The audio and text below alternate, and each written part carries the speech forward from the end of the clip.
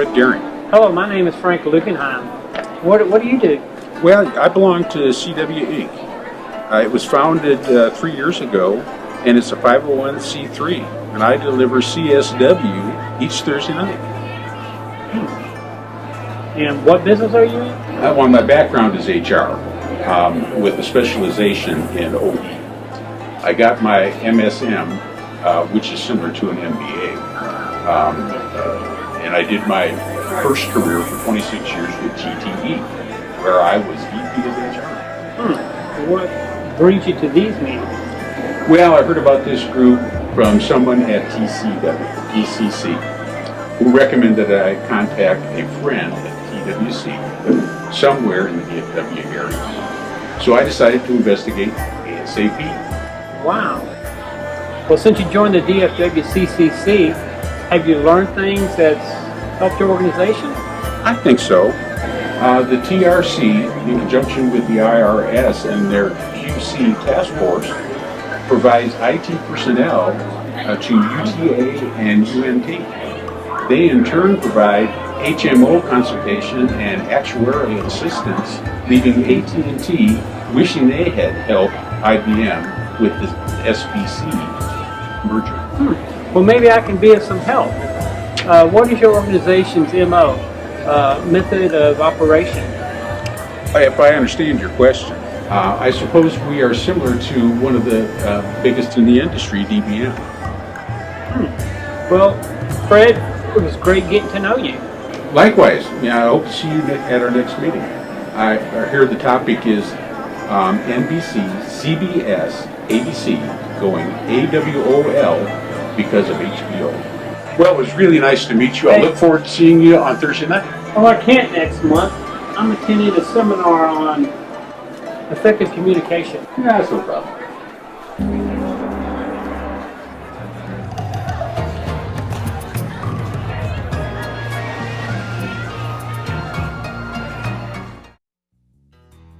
Welcome to Career Solutions with David Rawls, your guide to improving the quality of your career. David will share tips for career success, faith-based tips for locating, landing jobs, and succeeding at your work. Join your host, David Rawls, who brings more than 30 years' experience working for GTE and Disney, as he helps you with your career solutions.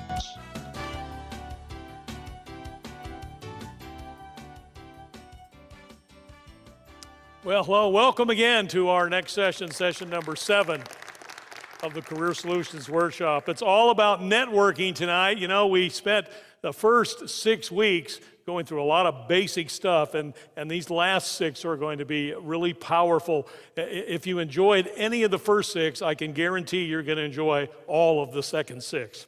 Networking is an acquired skill. Very few of us do it well without understanding how to do it. But here's the news in this network news presentation. If you don't have a large network, you still have an opportunity to build one, and we're going to talk about that tonight as well. If you aren't good at networking, you can learn how. If you're not outgoing, we can show you how to improve your skill at sticking your hand out, meeting people, connecting with people so that they want to spend more time with you and you're able to spend more time with them. I know that networking is something that many of us wish we did better, and that's what this session is all about tonight. We're here to help you get better at it.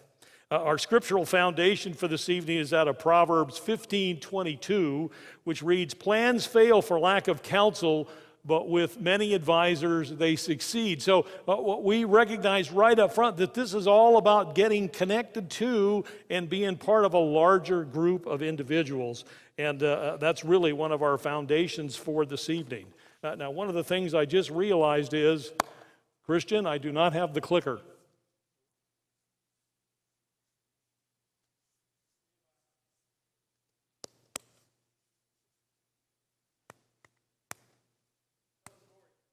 Tell a story. I don't know if I have any stories. Somebody give me a topic and I'll give you a story. Sorry? At Disney World. Well, I can tell you this much. This isn't particularly a funny story. As a matter of fact, this was really a tragedy for many of us. I was one of about 30 or 35 people back in 1971. This is really going to date me now. Back in 1971, I was one of about 30 to 35 people that left Anaheim, California, where I had worked for several years, and was transferred down to Orlando, Florida, where they were building this thing they called Walt Disney World. Walt had just passed away a few years earlier, and his brother Roy was at the helm of the organization. We went down to Orlando, and we had to hire and train about 3,500 people in 3 months. We had to hire them. Our hiring requirements were this: if they could walk and chew gum, they were hired. No, I take that back. They also had to know how to smile once in a while. And we had 100% turnover the first year. As a matter of fact, you'll find this interesting. In the first 10 years that Disney World was in existence in Orlando, they employed, through hiring and turnover that occurred during those years, those early years, they employed the equivalency of the entire population of the city of Orlando. Which, I mean, a lot of people find amazing. It was several 100,000 people, of course. Now, Disney has almost, just in Orlando, almost 200,000 current employees. We started that operation October 1st, 1971, with just over 3,000 employees. It shows you how much smaller it was, how much they've added since then, compared to the way we opened the operation. It was really a shoestring operation. And while we were there, we worked approximately 14 to 16 hours a day, 7 days a week for about 4 months. It was a killer schedule. We had no time off except to go home and shower and get a few hours sleep. I think I ended up with, we didn't have direct deposit yet. I had paycheck after paycheck, wasn't getting deposited in the bank. I can start from the top, yeah. Can we restart the clock? Is that possible? Thank you, brother. You want to give me a cue when you're ready? Just say, hey, dude. Well, I can talk about Disney for hours. It was one of those $1 million experiences I wouldn't give a plug nickel to do again. You know, it was a great learning time. I had a lot of fun. It was a great place to work when you were single, not a good place to work if you were married. It was about 80% of the employees were considered seasonal or part-time people, and that's still true today to the best of my knowledge. That's enough for now. Tell me when we're ready, Christian.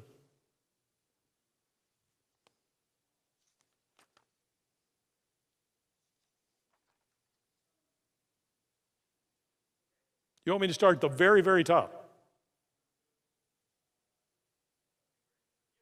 Okay. Do I have to do it anything like the first time? You know I never make these same presentations the same twice, so. Well, welcome to session number 7, entitled Network News. There is some good news about networking. Number 1, if you don't have a large network, you can still get one. 2, if you aren't good at networking, it's not too late to learn how to get good at it. And if you're not very outgoing, you can still learn how to get connected with people so that they want to stay connected to you, and you'll be able to stay connected to them. If you're tracking down jobs on the internet, if you're using headhunters, if you're out there going to different meetings and getting connected to different individuals, this is the session that ties all of that stuff together. There's a lot to learn. If you got a lot out of the first 6 sessions of this workshop, you're going to get a heap more out of the second half, the sessions 7 through 12. Our scripture foundation for tonight is out of Proverbs 15:22. Plans fail for lack of counsel, but with many advisors, they succeed.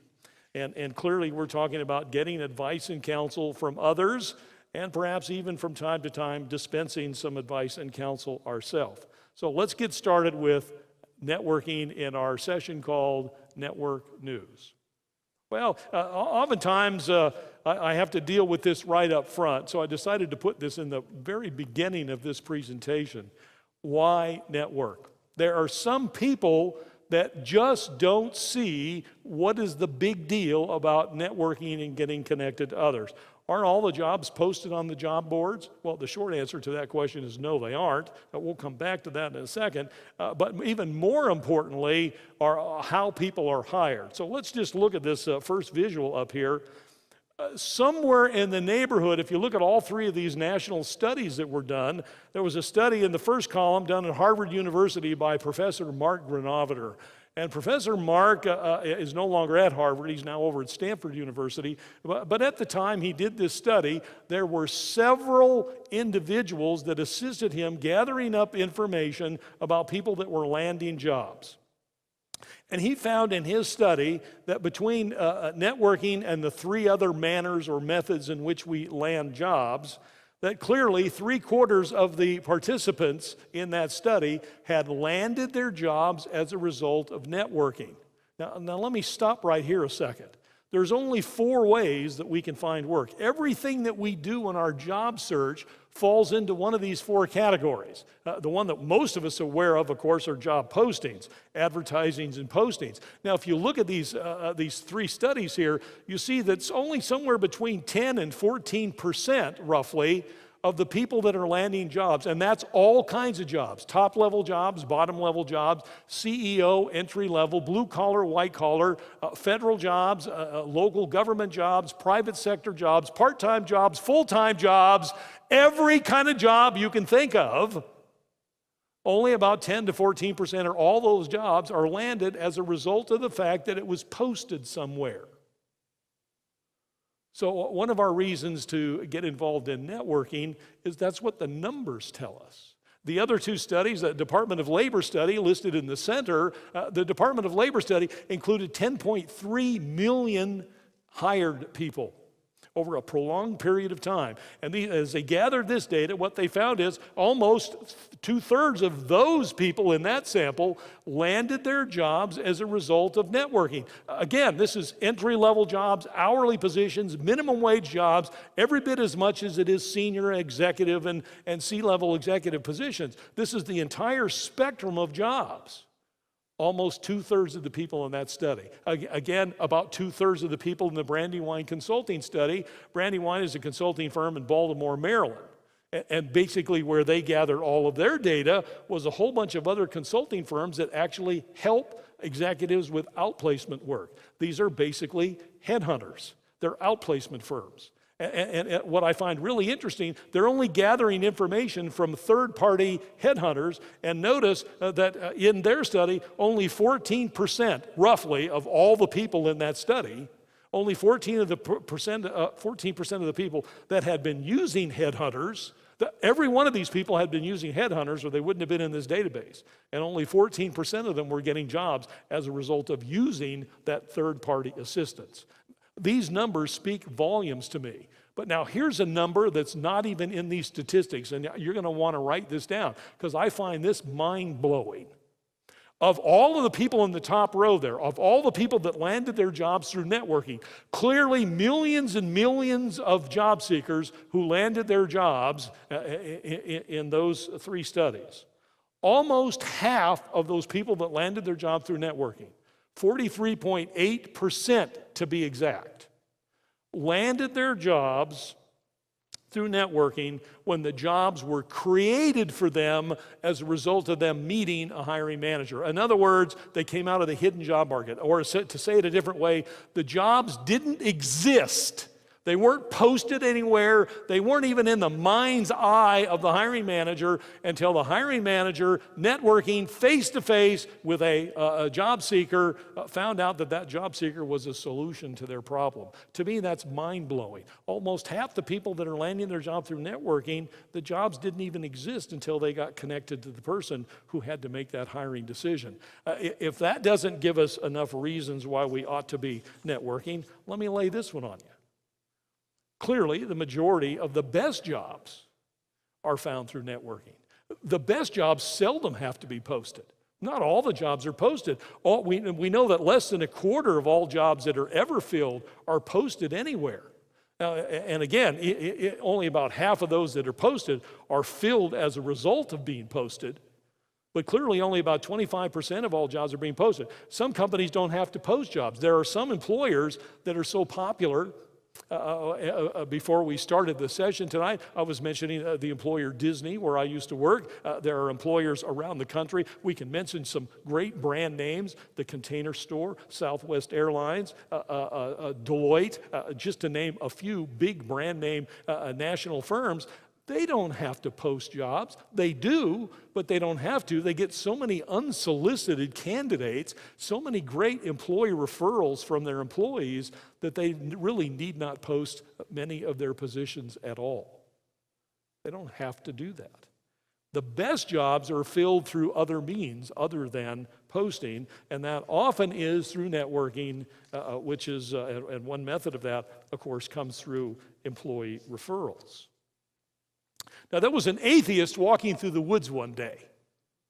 He was admiring all that God had created: the beautiful trees, the animals that he saw in the forest, the river running alongside with the water gurgling as it ran downstream, the birds chirping. Oh, it was just the sounds, the sights, the smells. Everything was wonderful. As he heard rustling in the bushes behind him and he turned to look, there was a giant grizzly bear coming out of a hedgerow and began to charge him. Well, the atheist turned around and he started to run. That's the first thing you're not supposed to do when a bear comes at you. Well, he ran as fast as he could, and he was running faster and faster, and as he looked over his shoulder, the bear was gaining on him. So he ran even faster, and as he tried to run faster, he tripped over a log and fell to the ground. As he turned over to get up, he looked up, and this giant grizzly had his paw raised, ready to strike him. The atheist yelled, "Oh my God!" Time stopped. All the sounds of the forest went silent. The river stopped running. The wind stopped blowing. A giant, beautiful, bright light shone from all around. And we hear this voice.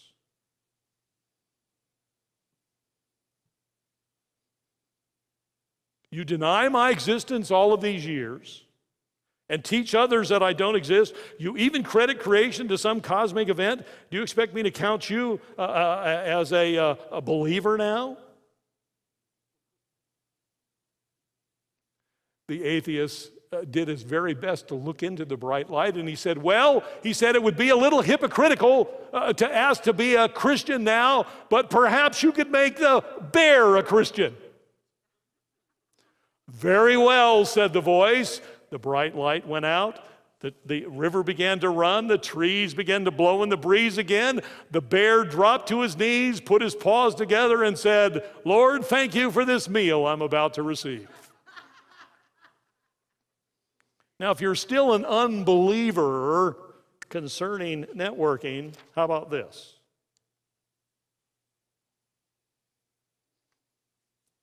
The Lord tells us in Galatians 6 verses 7 and 10, do not be deceived, God cannot be mocked. A man reaps what he sows. Therefore, as we have opportunity, let us do good to all people, especially to those who belong to the family of believers.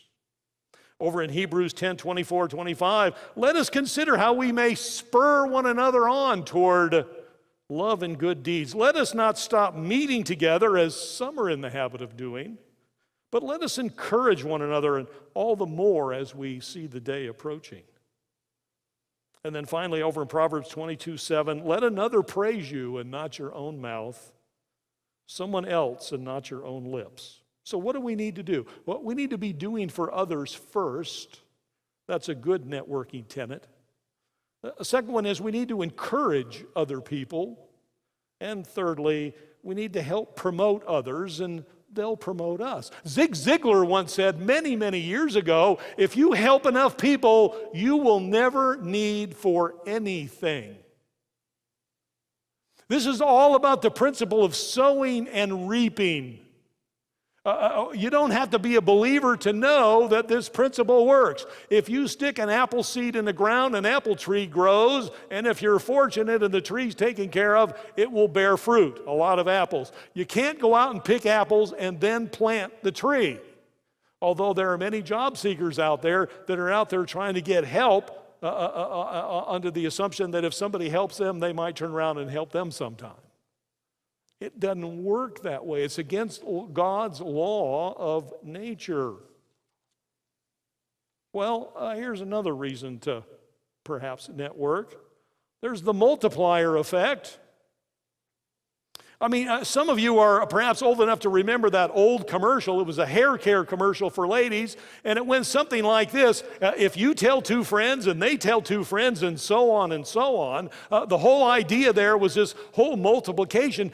Do you know if you tell three people that you need help in your job search and you tell them the right way, and we're going to be getting to the right way here shortly, you tell them the right way, they can go out and tell three of their friends, and they can go out and tell three of their friends, and so on. And you know, if you just tell three people who just tell three people who just tell three people who just tell three people, you now have 120 people that are working out there on your behalf. And all you had to do was effectively talk with three people. Well, the second one is this obligatory phenomenon. This is a matter of when you connect with people and those people try and refer you to someone else. If I'm connecting with Mark and Mark's connecting with me, and I suggest to Mark that he go over and meets with Joe Blow, and I talk to Joe and I say, I would really like you to meet with Mark. Joe is going to meet with Mark not because of Mark. He's going to meet with Mark because of his relationship with me. There's an obligation in the relationship that we have. So in networking, if you can get people that you connect with to make referrals for you, those people that you're getting referred to will meet with you because of this obligatory phenomenon. 9 times out of 10. And then, of course, the last word here is relationship maintenance. God has hardwired each and every one of us, although sometimes I think the wiring gets frayed, but most of us are made to be connected with other people. Every once in a while, we meet that person, you know, we think the ideal job for them is to be out in 500,000 square miles of forest as a forest ranger, where the only people they come in contact with are bears and squirrels and chipmunks. They just don't do well around other people. But those are rare individuals. Most of us are hardwired, and we need relationships. We need good relationships, we need strong relationships, and many of us will meet with other people because of that hardwired need to be relating with other individuals. So I've given you a lot of reasons why we need to be networking, especially at a time like a job search. Now, it's a life skill. It's something we need to learn to do to be successful in all our endeavors. Some of us have struggled in our careers because we weren't networking well when we were employed. I don't want to give anybody the idea that you need to learn how to be a good networker just so you can find your next gig. You need to learn how to be a good networker so you can find that gig and succeed in it, and succeed in all the other activities that we find ourselves involved in. So what is this thing called networking?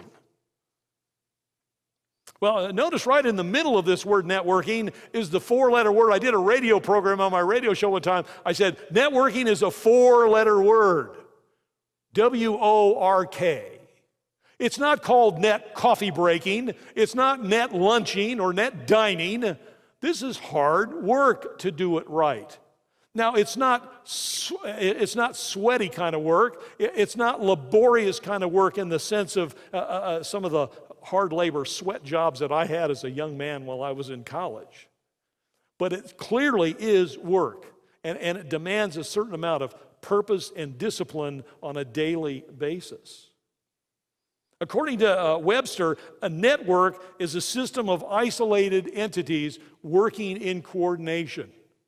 Well, let's apply that now to a group of people, perhaps. Networking is the act or action of personally contacting others for the purpose of furthering an objective. You might want to write that down. I don't have a slide on it. It's the act or action of personally contacting others for the purpose of furthering an objective. There's 3 parts to that. 1, it's an act. It's action-oriented. You have to do something. It is not a passive activity.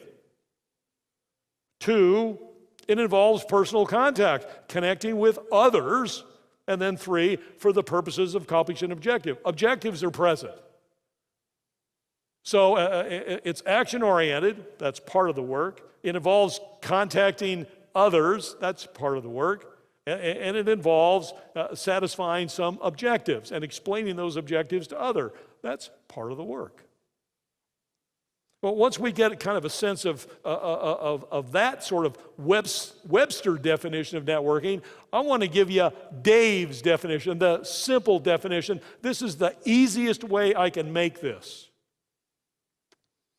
Now, you can read the words on the slide, but I want you to get what I'm saying. I want you to get the principle here. This is about connecting with people that you know so that they can refer you and help you get connected to people that you don't know, so that they can then refer you to more people that you don't know, so that they can then connect you to people that you don't know, and so on and so on. And you might have to go through 4, 5, 6 levels of connections with every one of your first connections before you begin to find people that can actually help you in your objective right now, which is finding your next career gig. Connecting with people so that you can connect. Well, why would I connect with person A so I can get referred to person B, they're going to refer me to person C? It seems a little bit fruitless. I don't know how else to say this. You can't. Maybe it's person G that has your next job. It's the perfect job. It's the job you've been wanting all of your life. It's in the right location, has the right amount of money, requires all the gifts that you bring, it ignores all of your shortcomings. It's got the perfect boss, the perfect pay, the perfect everything. You can't get to G without going through person A, B, C, D, and so on. It's impossible. And everybody's looking for the shortcut. And the shortcut is not on LinkedIn. We'll be talking about that in a few minutes. It's connecting with people so you can connect with more people. You may end up connecting with hundreds of people before you find your next gig. And I know that's frightening to some people. Let me share it with you. If you're only planning on connecting with 5 or 6 people till you find your next job, some of you are going to be working, looking for a job for months or years. Or you're going to be taking one of those lesser jobs, those jobs that have to be posted because there's nobody clamoring at the doors to get them. And then you don't get paid enough, you're working the wrong shift, you're driving to the wrong part of town, you got a boss that's not particularly good, a company that doesn't have great policies, and you wonder why your brother-in-law or that neighbor of yours always finds these great jobs and you always get saddled with these ne'er-do-wells. It's what you're doing to find them. Networking. It's where all the good jobs are. And one of the neat things about networking, when you get referred to somebody who's got a job and you're the perfect fit, in so many cases, well over half of the cases, there's never any competition. You're not interviewing along with a whole bunch of other people. It's just you. You're the only candidate. I have a story to share about that in a little bit. The essence of networking, here's another way to kind of describe what it is. If I thought of one synonym for networking, I would say relationships. This is not about using people. This is not about getting what you can get from the people that can give you something, and those that can't, you just move on to somebody else. Wrong motivation, wrong thinking, wrong activity. This is about building relationships with people. Zig Ziglar, back to his quote, if you help enough people, you will never want for anything. How many people have you helped this week, this month, this year? I mean really helped. I mean really gone out of your way to help. Networking is about making regular connections. Some of my best networking connections, and by best I mean these are my A people. These are my closest connections. These are the people that I'm trying to help all the time. And the neat thing about it is the more I try and help them, the more they try and help me. We're in contact regularly, once a month at the very least. Some of our contacts are in face-to-face. Some of them are over the telephone. One of my dearest friends who only lives about 20 miles from my home, we used to get together much more regularly, but our jobs, our work now keeps us apart. We only physically see each other 2 or 3 times a year, but we're on the phone to each other every single month. He may call me from Chicago. He may call me from Singapore between flights because he's traveling all over the world, but he'll call me. Our conversations don't have to be long. Call Dave, I just called to check, see if you have anything I need to pray for you about. You need anything? When are we going to have a sandwich again? Just wanted to check in, see how you're doing. Well, he's been connecting with me every month like that for 20 years. One of my oldest and dearest friends that I used to work with at Disney, when I was a young man over 40 years ago, we've now known each other for 45 years. We're in constant, regular contact. We haven't lived in the same state for the last 25 years. I see him every year or two, and we're on the phone at least 4 or 5 times in the year, and then we're sending emails and all. We're staying connected. We're keeping the relationship. So I gave the opening prayer at his wedding reception. He was just remarried after being single for many, many years. He was remarried out on the West Coast, and I went out there to participate in that wedding. Dave, I'm so glad you came. Hey, Steve, I would go, if your wedding was in Singapore, I'd go there. And I don't even like Singapore. The whole point is, it's about making regular connections, helping others, sharing with others, seeking information and advice. I want you to circle this, underline it. When you get home, get a highlighter out. If there's an essence to this whole notion of building relationships, it's about seeking information and advice. Networking is not contacting people because you need them to do something for you. Will you contact them if you need something? Yes. But if the only time you contact people is when you need something, they will stop answering the phone. They will stop returning messages. I'll guarantee it. You'll become known as the needy person. Well, he must be out of work again. I haven't heard from him for 4 years, but I only hear from him when he's lost his job. I got a half a dozen people in my life like that. It's the only time I hear from them. I've known them for 25 years. I know when they're out of work. I get a phone call. Years go by. I don't so much as get a thank you after I help them land a job. Don't even get an email, let alone a thank you card, but they're always willing to call and ask for help when they need help. That doesn't go very far. There's 2 views on networking. One of them is this whole notion of tactical networking. This is when we have immediate objectives. Find a job. Maybe we've had a plumbing problem at work and we need to get a plumber, and we haven't had a plumber out for years. We don't know who to call. Well, you got 2 choices. As I see it, you can go to the yellow pages and find one of a million who are willing to spend money on getting a listing in the phone book, or you can talk to people that might have used a plumber and might have a good, strong recommendation. I always choose to use the latter of those 2 methods.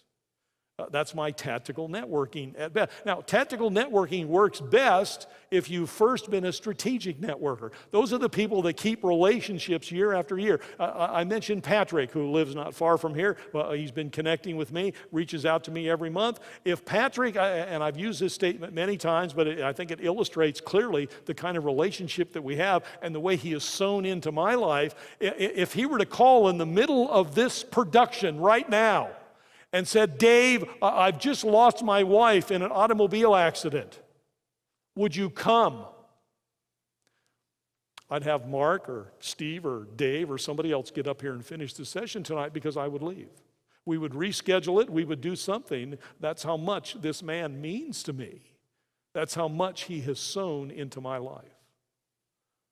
Are you sowing into lives like Steve is sowing into lives? He doesn't even have to ask for help. All he's got to do is tell me what the issue is. I'm there. I'm there. He'd never have to ask me to come. Strategic networking is the ability to offer help. It's the ability to do for them long before you ever have to ask them to do for you. If you know they're facing issues, it's helping them find solutions to their issues.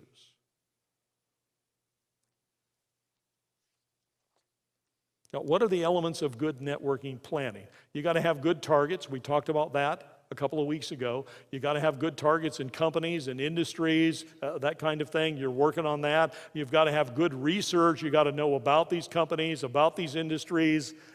You've got to be able to explain this to people that can conceivably help you. You've got to be able to do good prioritization and have some good analyzation skills, because you don't want to send people out just going hither and yon and everywhere. You don't want them referring you to things and places that are really not relevant to you. I'm not going to spend a lot of time on this, but to be a good networker, you have to have some priorities in terms of what's important in this tactical search that you have, this job search that you have. You need to be answering those questions that we've posed over the last several weeks before anybody out there in your networking world can begin to help you. If you don't know what you want to be when you grow up, how are they going to help you find work? You want them to guess what you ought to be doing? By the way, that wastes a lot of your time and theirs. So you need to be deciding on your target companies. You need to be deciding on the kind of job that you want and being able to very specifically and clearly articulate that. And then networking connections can assist you greatly. Now, this whole notion of social media, let's talk about this. I love to pose this question. Social media, LinkedIn, Facebook, we're hearing a lot about it. It's in the newspapers every week. It's on Fox News. It's here, there, and everywhere. And I want to know whether social media, and I ask this rhetorically, is it beneficial to us in our world, or is it a real bane? Is it helpful, or does it hinder us? So many times these tools that are out there are here today and gone tomorrow. Some of the biggest social media sites of just 8-9 years ago are gone. They don't even exist. I think much of the positive hype that's written about social media is written by the people that own these companies or own the majority of the shares of stock of these companies. And in many cases, they're trying to create demand before the demand even exists. Talk about that in a second. LinkedIn is one of those that is often talked about for professionals for purposes of our careers and professional management. Perhaps not as much as Facebook and Twitter, which tends to be more of a personal kind of thing. Those are more short communication devices, oftentimes putting a lot of personal information out there. But clearly, LinkedIn has been identified, at least at this point in time, as the social media site where professionals can gather together, gather information, and learn how to connect with each other. And we're advising professionals, employed or not, to create a good profile on LinkedIn for purposes of connecting and being connected to other individuals. Well, is LinkedIn a network? Well, yeah, kinda, sorta. It's a network like your address book. It's a network like Outlook. It's a network like your phone list. It's a network like your professional association if you belong to one of those, or maybe your neighborhood association. It's a network, but is it networking? No, it's not networking at all. I kind of like in LinkedIn.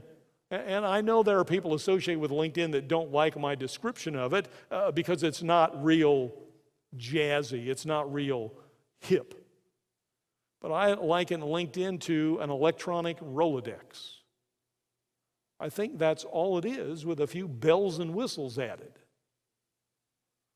But it's a very, very useful tool.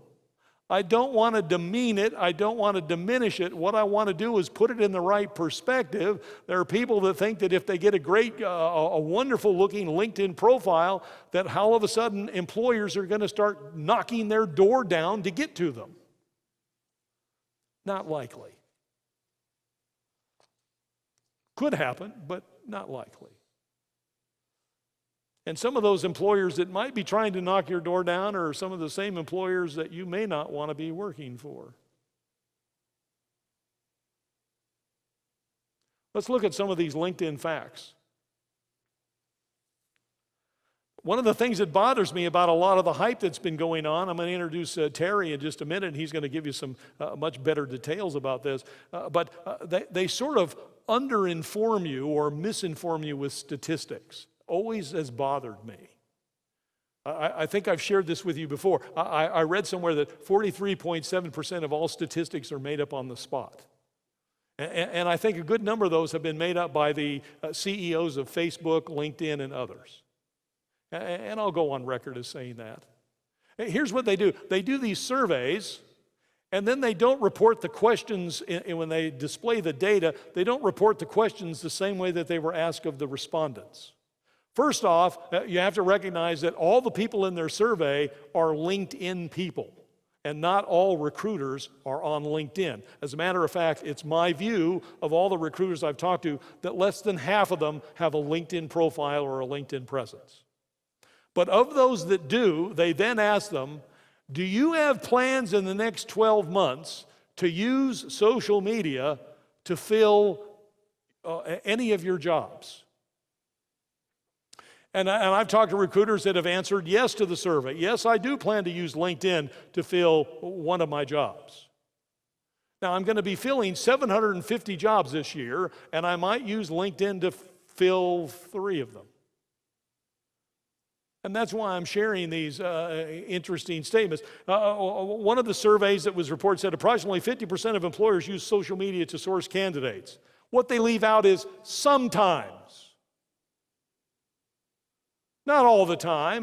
Without the sometimes, it implies that they're always finding half the employers are finding all their candidates through social media. Blatantly false. Not even close to being true. Approximately 95% of executive recruiters use LinkedIn. Sometimes. Every once in a while. Oh, now and again. I'm planning to. Approximately 75% of employers have rejected someone due to their online information. Sometimes. That isn't, they're just taking a truth and they're extending it even beyond reason, in my view. And again, it's many times it's those associated with these social media organizations that are trying to create demand where it doesn't even exist yet, because it boosts their stock price and their own personal fortunes. They're feathering their own nests. Now, what is LinkedIn? Well, it's a great networking and contact management system. It's the best I've seen. There are hundreds of millions of people on LinkedIn around the world. I think I read somewhere, as a matter of fact, I think it was something that Terry told me some time ago, there are 2 people that are joining LinkedIn every minute. I mean, think about that. Around the clock, around the world. It's also a great way to connect with people that you don't know but want to get to know. If they're on there, there's a way to connect with them. So it is a great tool. And I want to encourage everybody who's listening, if you don't have a LinkedIn profile, to get one and get one right away. And to help you understand what goes into a LinkedIn profile, I'm going to ask Terry Sullivan to come up here. Terry is a graduate of our Career Solutions workshop over 3 years ago. Terry went through this workshop. He was in job search at the time, just as you are. He ended up hanging up his own shingle. He started a company, founded a company, which he is the CEO of, called BuzzPro.com, and he now helps people. He helps marketing and marketing directors and marketing executives and small business owners and individuals. He helps them basically complete their social media presence. He helps them brand themselves and get a presence out there in the social media world, whether it's LinkedIn or Facebook or Twitter or all of the above. So with a little more to say about a good friend and a man who probably can explain this better than anybody I've heard explain it, I want to introduce Terry Sullivan. Would you welcome Terry, please?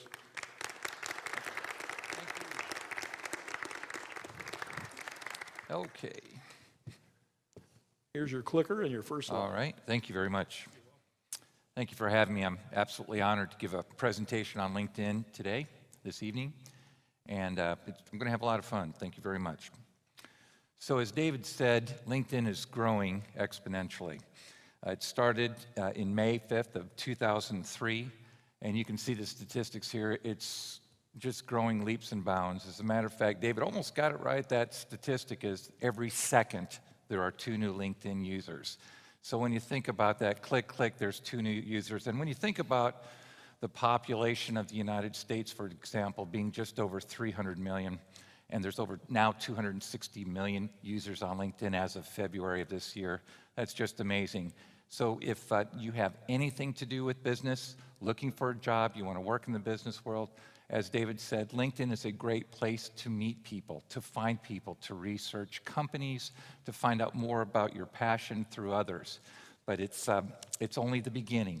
As David will tell you time and time again, it's a great place to meet people, but as soon as you can, you want to take your online discussion that you're having on LinkedIn offline. So in terms of your LinkedIn profile, it's all about return on investment. All right, that's for those of you in finance, that means that you're going to put some effort into your LinkedIn profile. You're going to spend a lot of time. When I work with my clients, I spend a minimum of 5 hours, and I'm really quick with LinkedIn. So that just is a little hint that you need to start putting a lot of time into your LinkedIn, as well as your other job-seeking efforts, to make LinkedIn reflect your brand. Make LinkedIn or allow LinkedIn to show your audience how you can help them and what differentiates you from other professionals who are looking for a similar job that you're looking for. But if you click on the upper left-hand corner of your LinkedIn profile on the Home tab, go over to the right, this is a little hyperlink here. You can see 19, your profile has been viewed 19 times in the last day. So please write this down, but you want to actually set yourself a goal. You want 5 people looking at your profile on a daily basis. Okay, if you're not getting 5 people finding you and opening up your profile, then you have to modify your branding headline, which I'm going to talk about here in just a second. So how do you know if you are at a baseline with your LinkedIn? Well, about a year ago or so, LinkedIn used to tell you that you're 70% complete, 80% complete. Now they've given you a name and given various terms for your percentage of completion. And if you're at 100%, as you can tell here by this diagram, you become an all-star. So write that down. You definitely want to become an all-star with LinkedIn, and they'll actually walk you through it step by step, what you need to do. But all the principles that I'm going to talk to you about going forward, all the branding strategies that I'm going to talk to you about in LinkedIn, don't necessarily work unless you're at the baseline of being an all-star. And I'll kind of go over that additionally. And by the way, when you become an all-star, you can see that LinkedIn has a lot of integration with the other social media platforms. So you're actually able to post it out and tweet it out, the fact that you've become an all-star. So you're going to see more and more integration between the social media platforms that will allow you to communicate with all social media platforms. So what's a brand? So a brand is what you want people to know about you. You know, it's your unique selling proposition. You know, I kind of look like a marketing guy. I'm wearing a suit, what have you. I will tell you that David Rawls, I just love his definition of a marketing person, of me. He said, Terry, marketing is where, for you, is where the rubber meets the air. So I always thought that was very funny, but at any rate, marketing for me is all about the 4 Ps. But for you, it's what do you want your audiences to know about you? How can you help that company that you want to work for? You know, what differentiates you from others in your field? So it's the way you look. Your brand is the way you look. It's the way you talk. It's the way you act. But more importantly, it's what's up here, right? It's the way you think. And what I learned in Career Solutions is that if you spend your time worrying about why you were laid off from a job or why you were terminated from a job, that's going to be reflected in your brand when you talk over the phone or when you talk to people face to face. So the point I want to make here is that your LinkedIn brand is truly the way you talk, the way you act, etc. But it's more importantly the way you think. So start thinking really positively and look forward. Your online brand is very similar. your online brand is what you want people to know about you and about your unique selling proposition, about your brand. And what I want to say here is you want to make sure that your brand is consistent. And I know many of you are on Facebook, many of you are on Twitter and Pinterest, etc. But you want to make sure that your brand is consistent. If, for example, you are a financial manager, and that reflects that is reflected in your brand on LinkedIn, you want to make sure that in your Twitter and in your Facebook accounts, etc., that you're not doing anything to damage your online brand. So because once something gets online, it does not go away. So you cannot be horsing around in Facebook. I will tell you that many employers do go out to some of the other social media platforms to see if there's any kind of brand conflict, and if they find something, they go on to the next candidate. So make sure your brand is consistent from platform to platform. So this is David's branding. This is a profile box. And you'll see the various sections of David's profile box here, but you can see it has a photo. It has his name. You can have an advanced designation after his name. Right underneath your name is a branding headline, and that's 120 characters that you have to basically brand yourself, and I'm going to talk a lot more about that.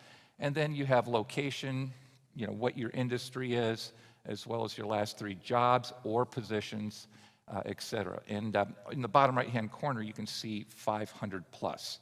So let me just say that if you have your email address or your phone number anywhere in this top profile box and you reach out to LinkedIn for tech support for help, they will terminate your account. They will freeze your account. It's against their bylaws. So do not put any contact information in this top profile box. I'll show you where you can put it in 3 unique places and not get in trouble. But and the other thing I want to say is you see this 500 plus in the bottom right-hand corner. David's talking all about networking and meeting people where you have a mutual understanding and you're both trying to help each other. As you meet people, make sure you reach out on LinkedIn and connect with them on LinkedIn. And you want to get this number, this 500 plus, you want to get this number you want to have at least 500 connects in LinkedIn. Any less than that, LinkedIn really doesn't work with that well for advanced keyword searches. And also from a branding perspective, if you have 52 people that you're connected with, it says, I'm not really that active with my networking, with my LinkedIn profile. But once you get above 500, right, whether you have 501 or 1,001, you still get that wonderful branding effect of 500 plus.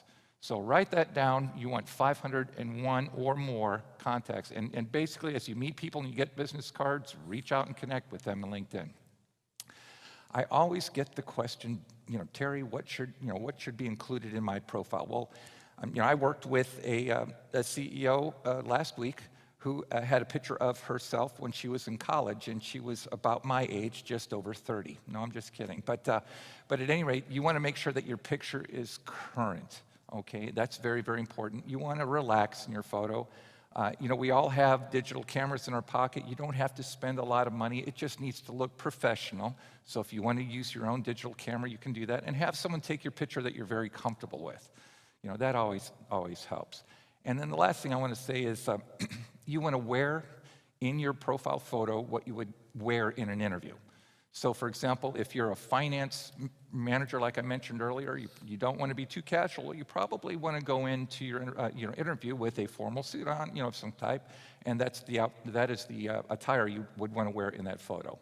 And then the very last thing I'll say about the photos, if you go out to my profile or Dave's profile photo, you'll see that we have solid color, light colored backgrounds, and there's a reason for that.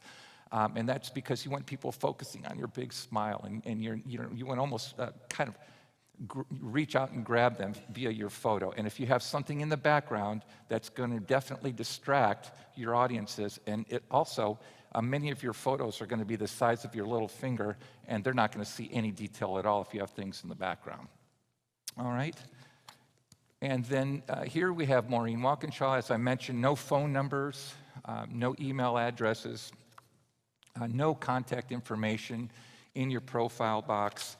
You want to make sure that it's very clean. You can have an advanced designation after your name, but that's it.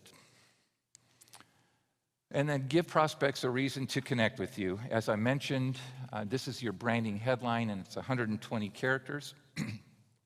And Here's an opportunity for you to tell your audiences exactly how you can help them, whether that be a prospective employer or if you're in business for yourself, a prospective client.